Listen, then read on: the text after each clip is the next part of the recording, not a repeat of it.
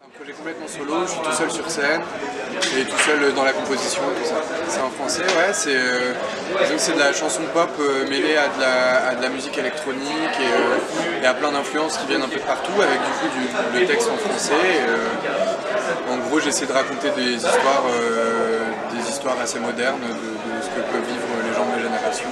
J'aime pas trop faire de la comparaison entre les différents projets parce que je trouve ça dans tous les cas réducteur pour les artistes que je vais citer. Ça s'inscrit j'imagine, dans cette vague de nouvelles chansons françaises, de nouvelles variétés françaises qui a été assez insufflée par des groupes comme La Femme, par Flavien Berger, où le flambeau a été vachement repris par des bagarres, des grands blancs, et derrière encore plus assumé et décomplexé par des Juliette Armanet, des Fishback, des Claire Vincent, ce genre de trucs-là. Disons que c'est cette nouvelle scène qui se permet de faire de la chanson française en étant de moins en moins complexée dans la manière de le faire, on va dire. La langue française, ça n'a jamais été vraiment une question, en fait, parce que c'est ma langue natale et c'est celle que je maîtrise le mieux. Et je pars d'une vraie volonté de raconter des histoires et du coup de maîtriser tous les outils que j'ai pour pouvoir les raconter, ces histoires. C'est comme si on me demandait de peindre un tableau avec seulement 2 couleurs alors que potentiellement je pourrais avoir une palette avec toutes les couleurs de la Terre, quoi. Là c'est un peu pareil avec les mots, je me sens un peu limité en anglais notamment et du coup je préfère écrire dans ma langue et puis je trouve que c'est une langue qui est quand même très belle pour raconter des histoires. Je raconte plein de choses différentes, ça parle beaucoup des gens, des autres en général.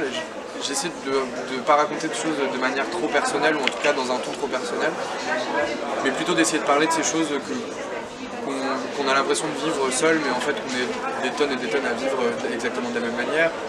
Je parle beaucoup d'ennui et de toutes ces choses qui nous permettent de parer à l'ennui. Puis bien sûr, comme tous les chanteurs, d'amour et d'amitié, et de beaucoup de fuites, de voyages, de plein de choses comme ça. Un peu les choses qui me passent par la tête, mais il y a aussi un fond assez... Je sais pas, j'essaie vraiment de rester, d'avoir un regard vraiment sans cynisme sur ce que je raconte. Je peux raconter des choses qui sont assez tristes, mais toujours dans cette idée que c'est pas une fatalité, et toujours avec une conclusion heureuse et dans l'idée que les choses peuvent aller mieux en fait. Qu'est-ce que tu attends de ces nouvelles transmusicales pour toi? Moi je les ai pris comme un vrai carton d'invitation, comme juste une possibilité de faire quelque chose avec ça. Donc ça fait quelques mois que je travaille sur ce concert, ça fait 3-4 mois que je travaille dessus. Vraiment pour ce concert précis là, parce que je sais pas, moi vu que j'ai vécu à Nantes pendant très longtemps, les transmusicales c'est un truc qui est très important dans la région. À Nantes c'est un truc qui est très très important. Et venir ici c'est une espèce de chance absolue.